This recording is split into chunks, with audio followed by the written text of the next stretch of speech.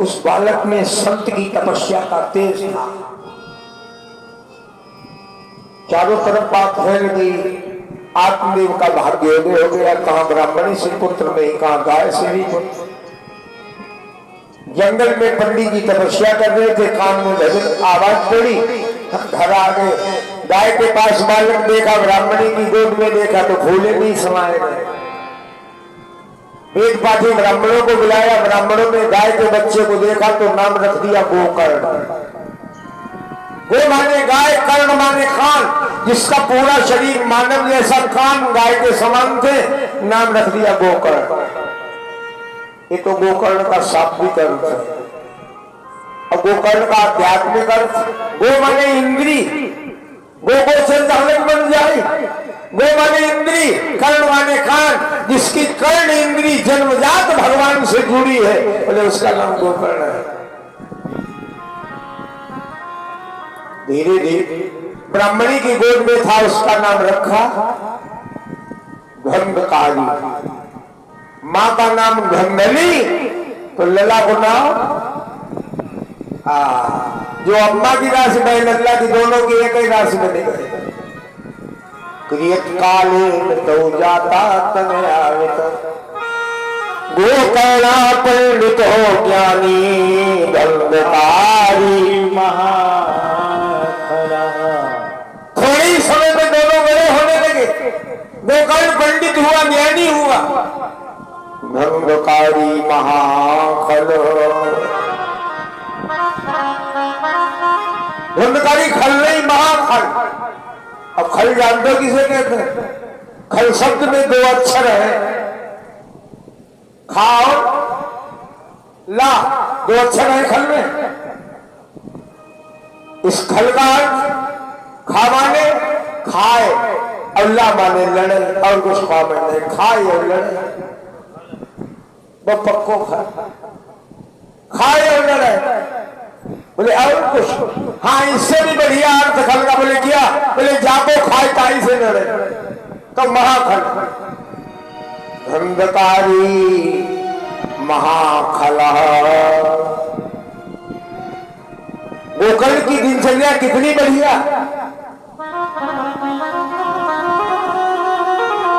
गोकर्ण की दिनचर्या देखिए आप। गोकर्ण सुबह से शाम तलक पूजन में समय लगाने लगा।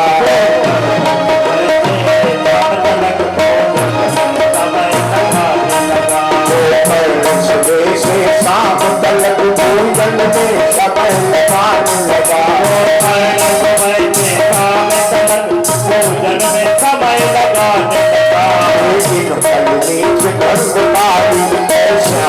के घर जाने लगा, लेकिन घर के घंघकारी श्याम के घर जाने लगा। लेकिन पल बीच घंघकारी श्याम के घर जाने लगा। लेकिन पल बीच घंघकारी श्याम के घर जाने लगा। लेकिन पल बीच घंघकारी श्याम के घर जाने लगा। लेकिन पल बीच घंघकारी श्याम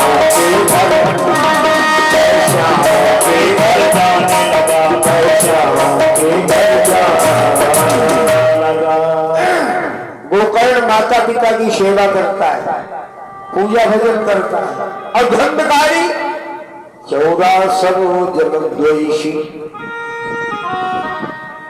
दीनांगा नाम प्रपीडिका, चोरी करने लगा, सभी लोगों से द्वेष करने लगा। बैर अकारण सब काहू सो, हित अनहित माने काहू सो। घंघकारी की वृत्ति बन गई, हमेशा झगड़ा करना। हाँ,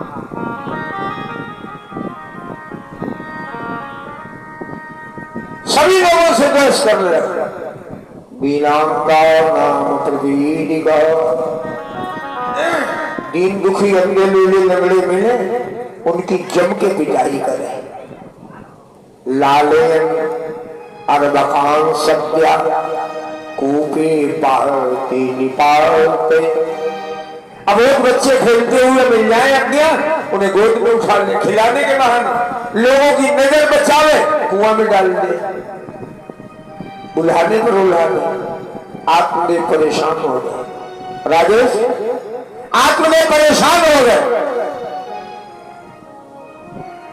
आत्मदेव ने धर्मकारी को समझाया, तू ब्राह्मण कुल में पैदा हुआ है, ये ब्राह्मण का कर्म तो नहीं है। अर्धरात्रि में मदिरा पान करके आता है, तहलका मचा देता है, ब्राह्मण का काम।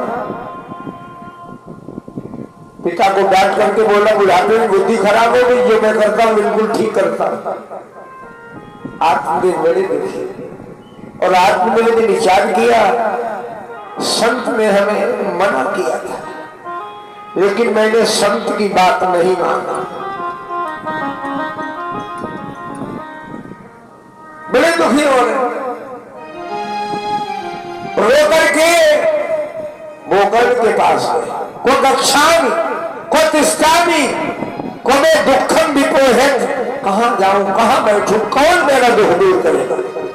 गोकर्ण का पिताजी बात क्या हो गई। आत्मदेव रो के कहने लगे, गोकर्ण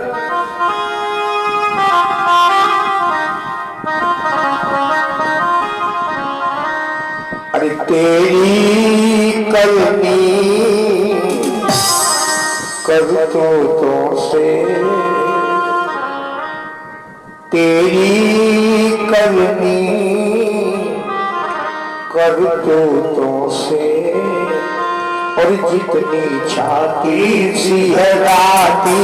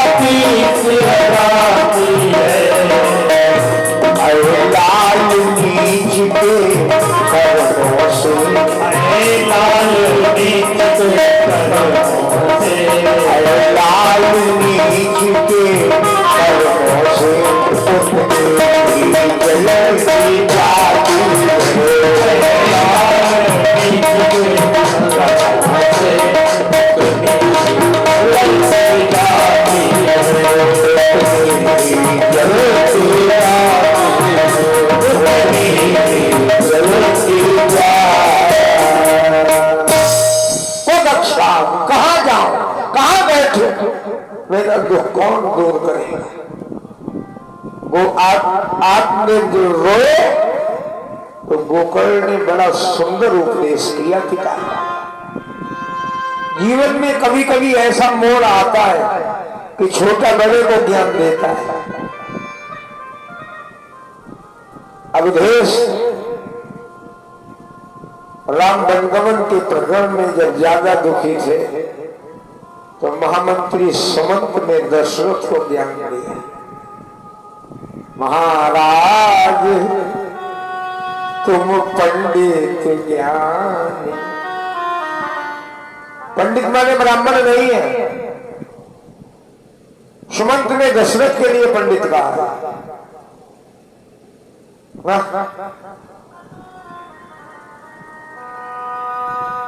वेद पाठी घनेक विप्रा, वेदों का पाठ करता वो ब्राह्मण है। जो जन्मा जायते दूजा, दो बार जिसका जन्म होता है वो दूज है, वो ब्राह्मण है। एक बार माता पिता के द्वारा, दूसरे बार आचार्यों के द्वारा संस्कार। जन्मना जायते शूद्रा, जात कर्म दुजंत थे। पंडित वाले बुद्धिजीवी, महाराज तुम पंडित बुद्धिजीवी ज्ञानी। ज्ञान जानते हो किसे कहते हैं? पुराणों के श्लोक कंठ कर लेना, याद कर लेना ज्ञान नहीं है। बड़ी बड़ी कथाएं याद कर लेना ज्ञान नहीं है। कर्म कांड कंठस्थ कर लेना ज्ञान नहीं है। अपनी पहचान कर लेना कि मैं क्या हूं, ये ज्ञान है। देखो मनुष्य का स्वभाव है, कुछ न कुछ कहे रह नहीं सकता है, कुछ न कुछ किए बगैर रह नहीं सकता, अब किसी न किसी को माने बगैर रह नहीं सकता, कुछ न कुछ किए बगैर रह नहीं सकता। जो सदकर्म नहीं करेगा वो दुष्कर्म करेगा, करेगा जरूर। किसी न किसी को माने बगैर नहीं रह सकता। जो भगवान को नहीं मानेगा वो शैतान को मानेगा, भगवान की पूजा नहीं करेगा तो भूत पूजेगा। अब कुछ न कुछ बगैर जाने नहीं रह सकता है। तो संत कहते हैं कि मानना है तो भगवान को मानो, करना है तो सत्कर्म करो, और जानना है तो अपने को जानो। यज्ञ की सेवा खोज अपनी, लोग भगवान को ढूंढने में लगे, भगवान को पहचानने की कोशिश कर रहे हैं। ना, अपनी पहचान करो कि तुम क्या हो। जिस दिन अपनी पहचान हो जाएगी उस दिन इंसान में ही भगवान का दर्शन होने लगेगा।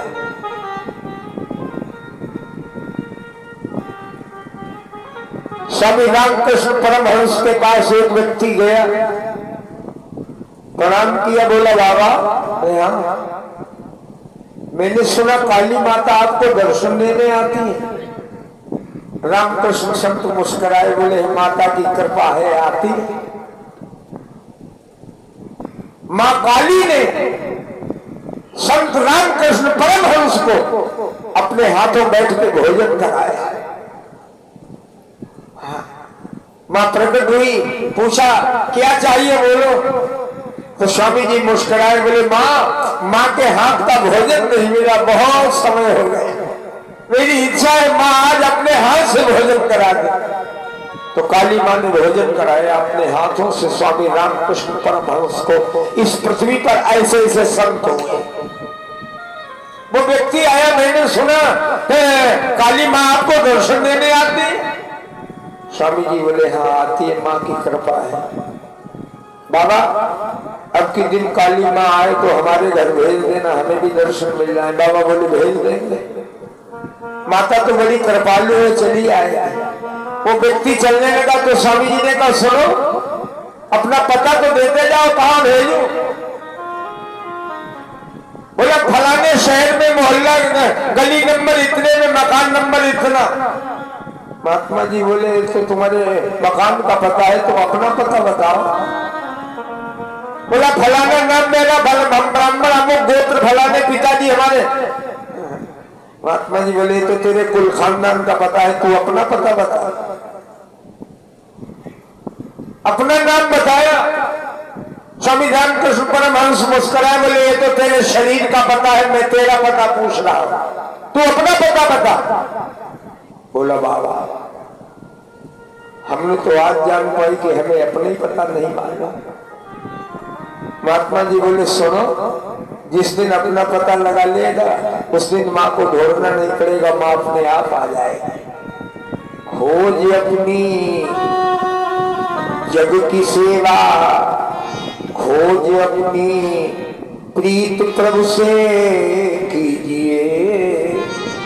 जिंदगी का राज है ये जान कर जी लीजिए, वैसे ही जीवन जीने का राज है। खोज अपनी प्रीत प्रभु से कीजिए और जग की सेवा, शरीर से परोपकार करो, वाणी के द्वारा भगवत नाम लो, चिंतन करते हुए ठाकुर जी का चिंतन करो, शरीर के द्वारा सत्कर्म करो। आज गोकर्ण ने बड़ा अच्छा उपदेश किया आपने। पिताजी सबसे बड़ी गलती तो ये है, जीव की सबसे बड़ी गलती है ये मेरा है, ये मेरा है।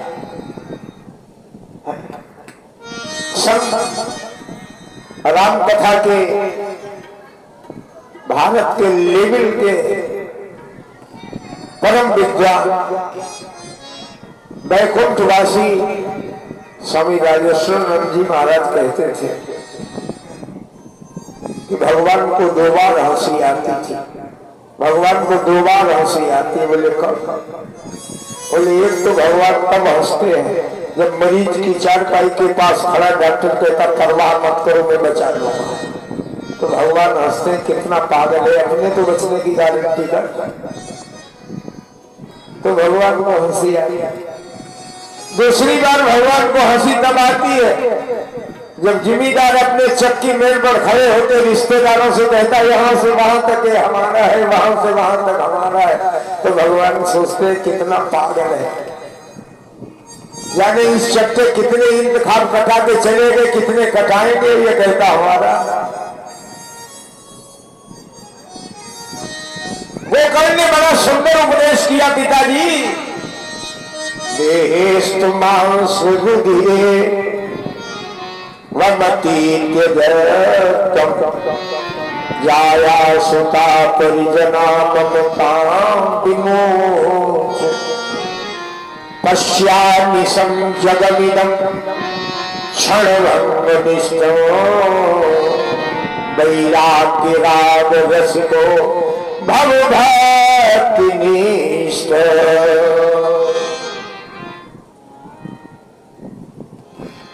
पंचभौतिक शरीर भी तो अपना नहीं है, शरीर अपना है तो बुढ़ापे में हाथ पैर क्यों जवाब दे जाते हैं, उठना सीधे कायने है, इनसे कहो तुम तो हमारे सीधे हो जाओ, काय को दर्द कर। अगर कान हम शरीर हमारा है तो कान सुनना क्यों बंद कर देते हैं, आंखें देखना क्यों बंद कर देते हैं, शरीर भी तो अपना नहीं है। नारद जी ने भगवान से यही कहा था प्रभु कि अतिशय प्रबल देवता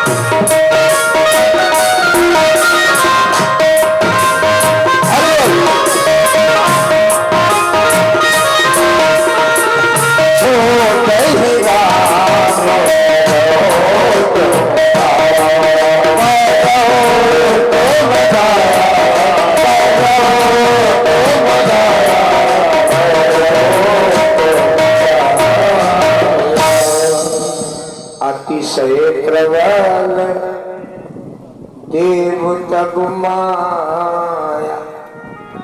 आपकी माया बड़ी प्रबल है, आपकी कृपा के बगैर इससे छूटना बड़ा कठिन है।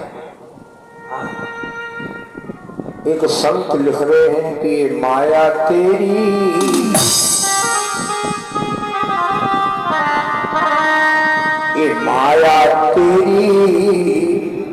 बहुत कठिन है,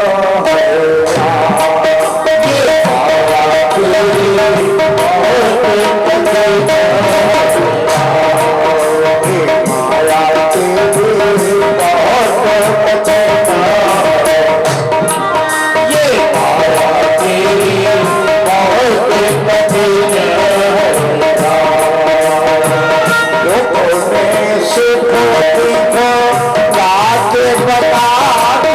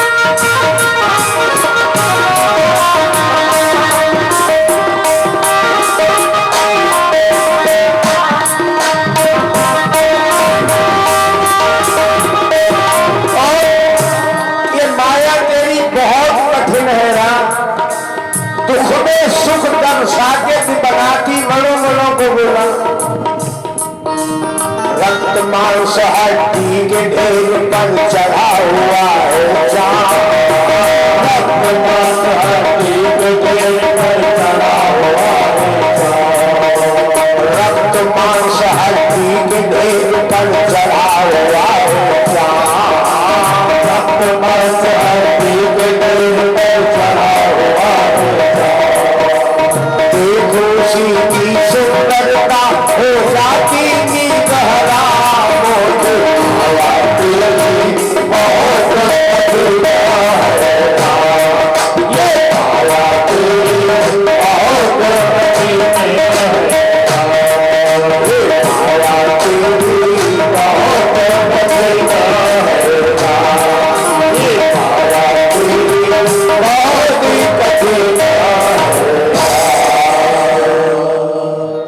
अतिशय प्रबल देव कब माया छोटे राम कहो तो या माया सब जग ही नचावा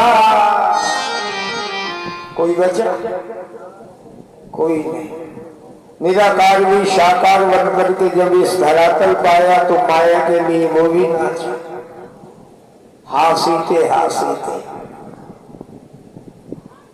कृष्ण बन के आए तो व्रजवासियों के लिए रोया या माया सब जग ही नचावा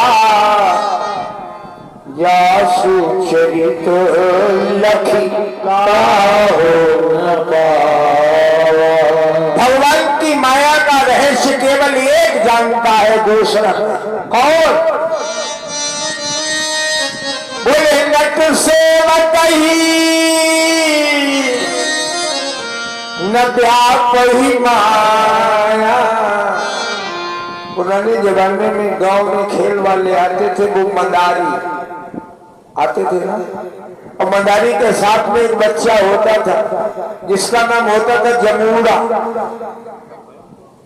उसका नाम जमूड़ा ही वो कहता था हाँ उसे वस्त्र के अंदर लिटा दिया ऊपर से वस्त्र डाल दिया मंदारी ने खेल शुरू किया और मंदारी बोला क्यों जमूड़े बोले हाँ अब वो मंदारी जो दिखा रहा वही हम दर्शक देखते हैं जो सुना रहा वही सुनते हैं लेकिन वो जो जमूड़ा अंदर है वो जानता है जो खाम खा चिल्लाते है कछुआ नट सेवक भगवान के जो सेवक हैं उनके पास माया नहीं जाती है बाकी सारी दुनिया माया ही में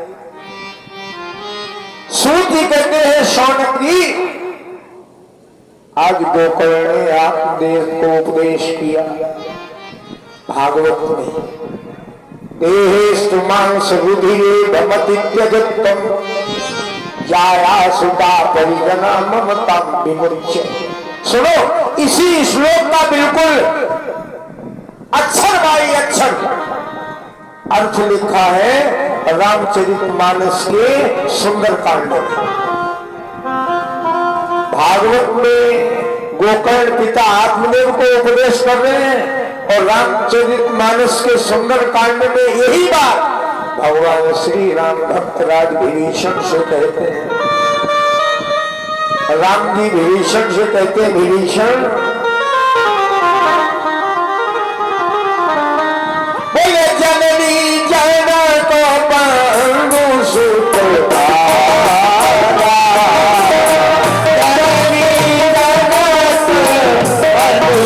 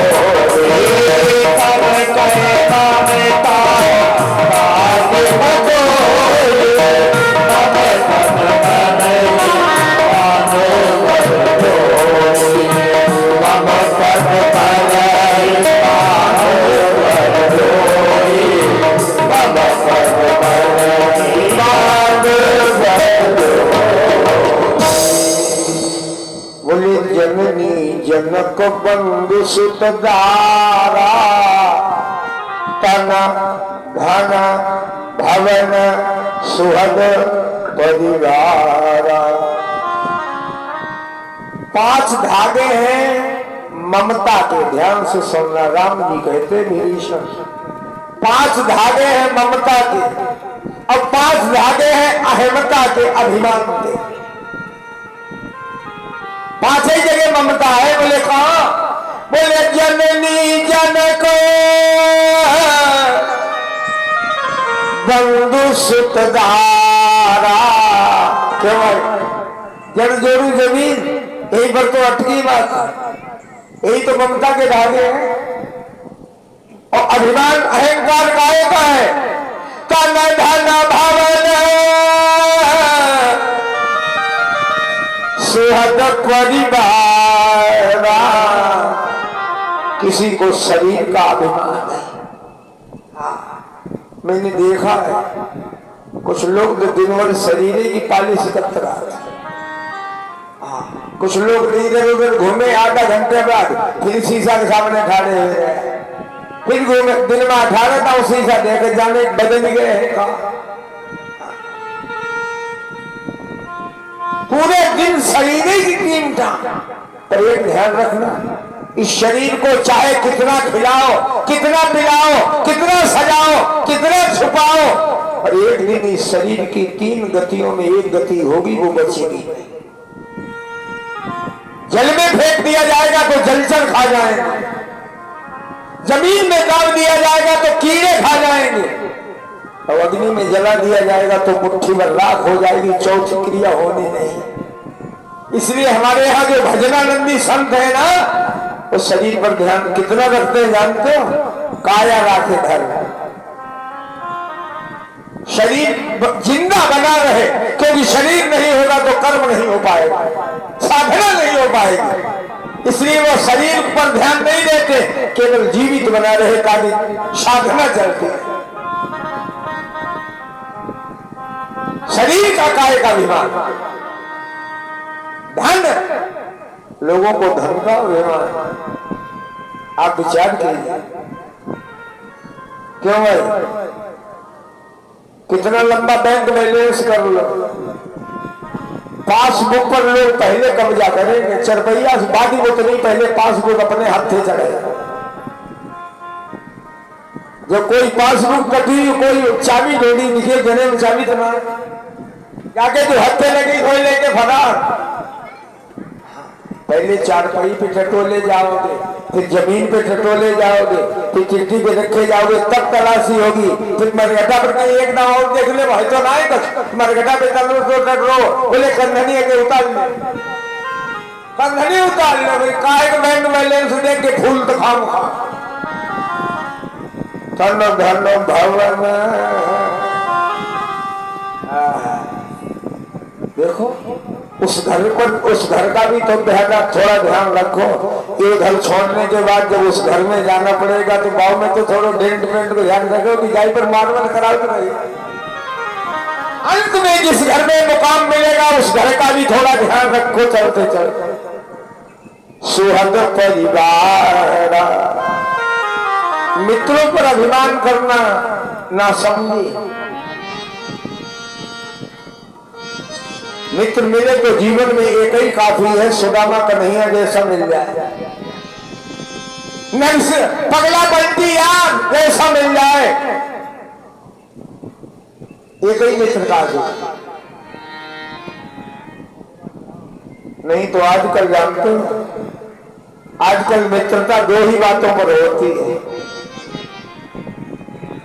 या तो मित्र की जेब मजबूत हो तो मित्रों की कमी दुनिया में, या फिर अब दूसरी बात बोले रखो,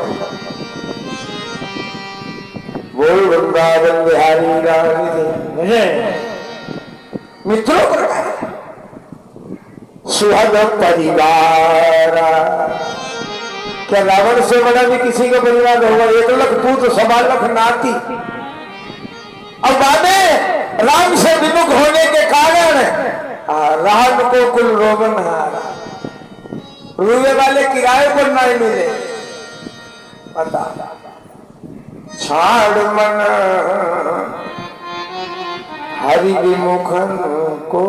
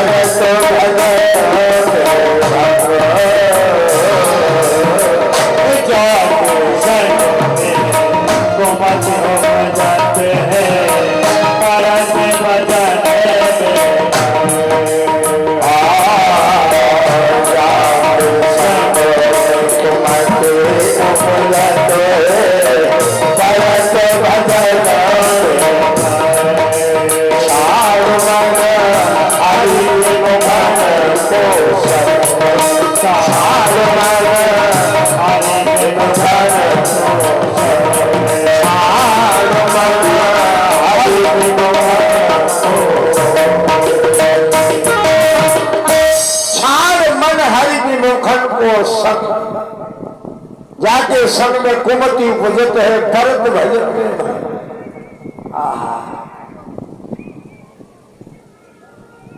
गोस्वामी जी लिख रहे हैं जाके प्रिय राम गए तजिए ताई कोटि बैरी जगति परम सने। बाबा से किसी ने पूछा बाबा राम से विमुख का किसी ने त्याग किया? बोले बहुतों ने किया। बोले लिस्ट दिखा।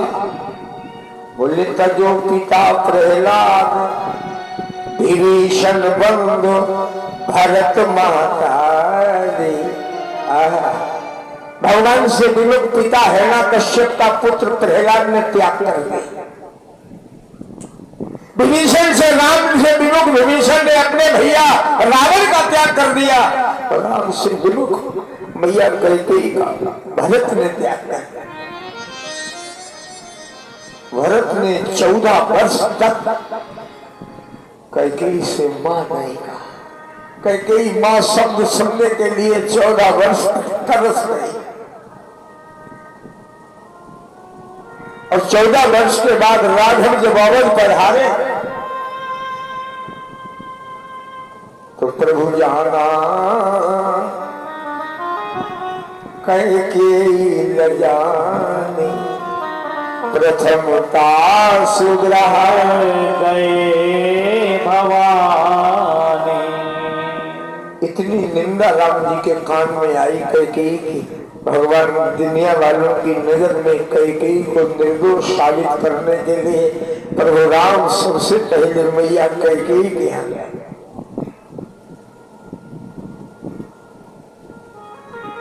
राम को हृदय से चिपका के कैकेयी बहुत रोई। राम जी भावुक हो गए। राम जी ने कहा मां मुझे मालूम है दुनिया वालों ने तुम्हारे ऊपर कितनी उंगली उठाई।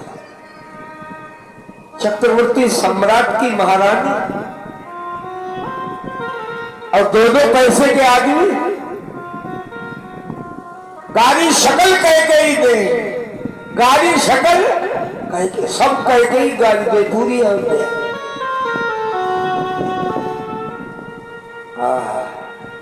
आप एक बात नोट कर लें। अयोध्या में ऐसा एक भी पात्र नहीं है। रामचरितमानस में अयोध्या का एक भी ऐसा पात्र नहीं है जिसकी महानता का कोई वर्णन कर सके। लेकिन रामचरितमानस में 2 पात्र सबसे ज्यादा महान है। अयोध्या में माता कैकेयी, लंका में लंका धीराज रावण। लेकिन इनके चरित्र को देखने के लिए जो दर्पण होना आंखों पर, उसमें कोई दाग नहीं होना।